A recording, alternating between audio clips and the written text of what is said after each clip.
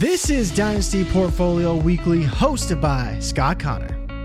Welcome back onto the trading floor for another episode of Dynasty Portfolio Weekly. And last week, I covered portfolio buys that I'm trying to add before we get to the NFL draft and some ways that we can do that.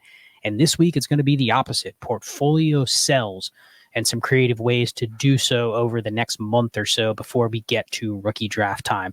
As always, check out everything at Destination Devy, destinationdevy.com for all of the tools and bonus features, along with the extra podcast that you can find on the Patreon, patreon.com/allgas, or if you sign up on the website for the Destination 5 tier. So check out all of that, along with all the work on the podcast feed, Destination Devy Radio, and then everything else here on the YouTube channel. Please like and subscribe if you like the content. So I'm going to go through 4 trades today, and we're going to talk about ways that I've identified to move some pieces in my portfolio that I think are going to be difficult to move by themselves. So we're going to start with this deal you see on the screen. This is a 12-team Superflex Start 12, and it is a point per carry league. So keep that in mind when you see who I ended up acquiring. This was a deal with my old friend Eric Vanek. Took us a little while to hash this out. And understanding that in this league, a guy like Kirk Cousins is probably one that was tough to move. I have a lot of Kirk Cousins exposure, and he's not a super favorable to quarterback to have in this format. This is also a team where I am robust at quarterback. I also have Trevor Lawrence, Aaron Rodgers, Russell Wilson, and I had Kirk Cousins. So I'm trying to find creative ways to A, move Kirk Cousins, and then B, at the same time, if you tuned into last week's show, to acquire Justin Fields. Now, most people would say Kirk Cousins is a higher tier or a higher value than somebody like Justin Fields. One is a starter, one is not. But I'm leaning into the fact that A, I wanted to buy Fields based on last week's discussion. B, the format favors somebody like Fields big time here. If he starts, I think I have a much better shot of getting difference-making production than Fields or with Fields than I would with Cousins. And C, Cousins is a guy that really doesn't have a market. I've tried shopping him. No way I'm getting a first. I've tried getting first 2 years out. I've tried adding a future second to get a first. No dice. Unable to move Cousins. So this was the creative deal. Sometimes you have to give to get back. And so I tried to get Fields. I was trying to work in a deal where I can give up something of value and still get back Fields without really paying a first-round pick value. Now, you would say Cousins is probably not worth a first, but he may be more valuable than Fields until you go through the fact that I'm A, not going to need him, B, the format heavily favors Fields, C, the market already isn't favorable to Cousins, and D, I'm getting back 2 other upgrades, in my opinion, with Alvin Kamara over Aaron Jones. I also get back the 110 and I give back the 111. So they're just small upgrades. Is there a world where Aaron Jones outperforms Alvin Kamara? Yes.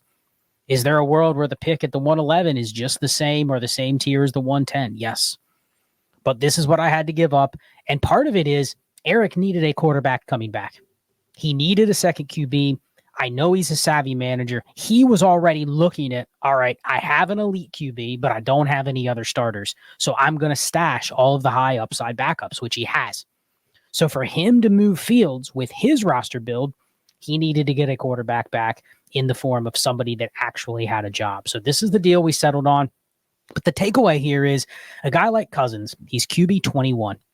Now, is he in a large tier with a bunch of other QBs? Tua, Jared Goff, Bryce Young, Baker Mayfield, Deshaun Watson, Will Levis, Matthew Stafford. They're probably all in a range where there's not going to be a ton of preference between the players in that range. So going and trying to standalone sell somebody like Cousins for the pick equivalent, it's going to be very difficult.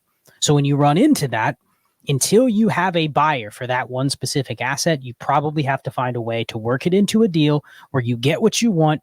You also get a couple other upgrades. So that's what I ended up doing in this trade, moving Cousins for Fields and getting the pick swap and the running back swap. So the next one, another player that I wanted to shed some shares of in my portfolio was Zay Flowers, my highest rostered receiver. At least it was last week until I made this deal. Now I have a couple others that are a little bit higher than him.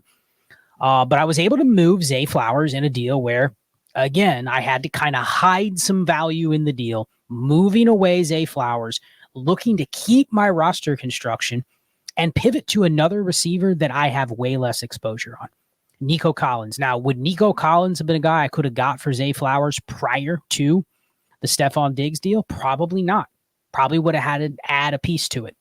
But here, I'm able to keep my roster construction in a way where I move Flowers for Nico Collins. I would prefer Collins to Flowers, but if you said you had it the other way around, that would be fine. But the savvy thing is here, I had a couple extra running backs. This is a team where I had a bunch of running backs like Zach Moss, Devin Singletary, Zamir White, Chuba Hubbard. I really kind of threaded the needle well in free agency at running back. So I look at a guy like David Montgomery and I say, okay, is he worth more than a 26 second? Yes. But I also was having trouble selling Montgomery for a better second. Meaning I've been spamming Montgomery trying to get a early to mid second this year. No dice.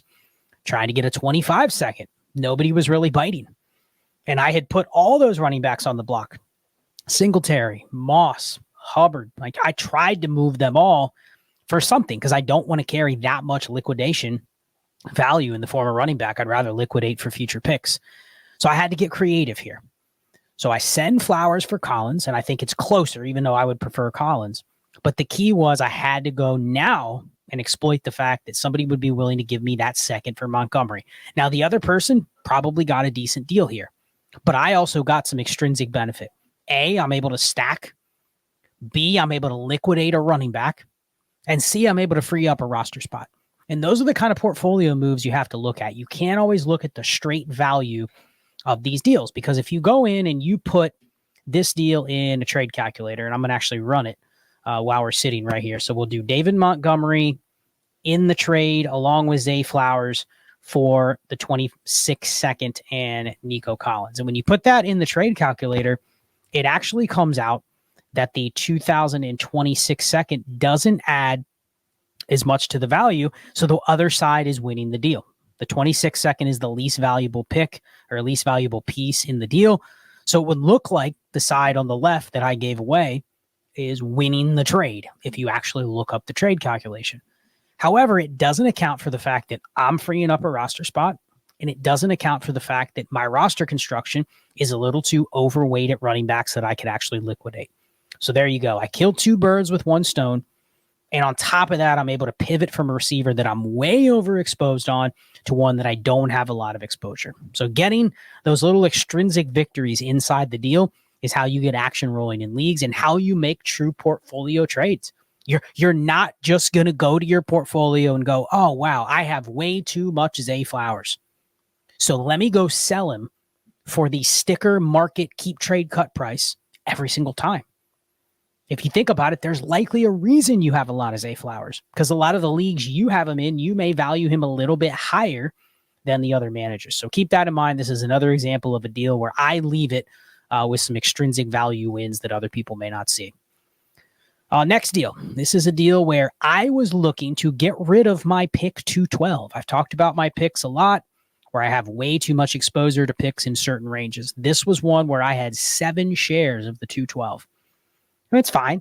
I could take 7 shots, but what I'd rather do is move the 212 creatively to get a future second.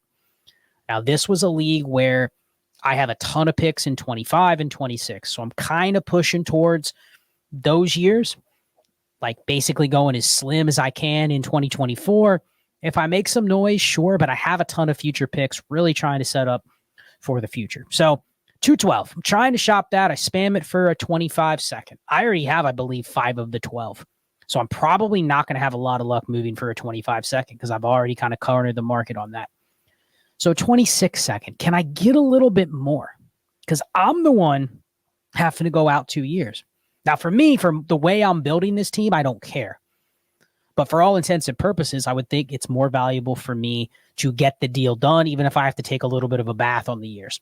So I moved the 212. As you can see, I get back the 26 seconds. So goal number 1 accomplished. I moved the 212 for a future second.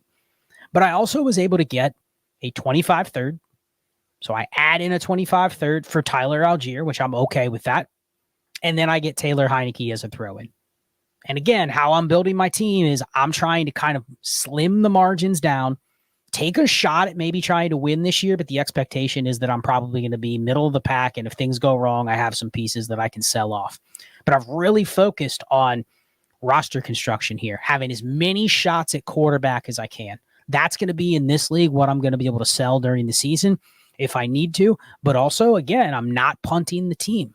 I'm not punting my season. So I do want to have another shot at a backup QB like Heineke. So I was glad to take him on in this deal. But as you can see, I kind of had to hide in the fact that I'm willing to accept a 26 second, but I got some extra value back. Algier, I never would have been able to sell for a third, and Taylor Heineke. So the fact I can get that done, also accomplishing what I wanted, mission done with this deal, moving that to 12. Then the last one. This is a team where I have CJ Stroud, and I was trying to get Nico Collins and Stephon Diggs from the same manager.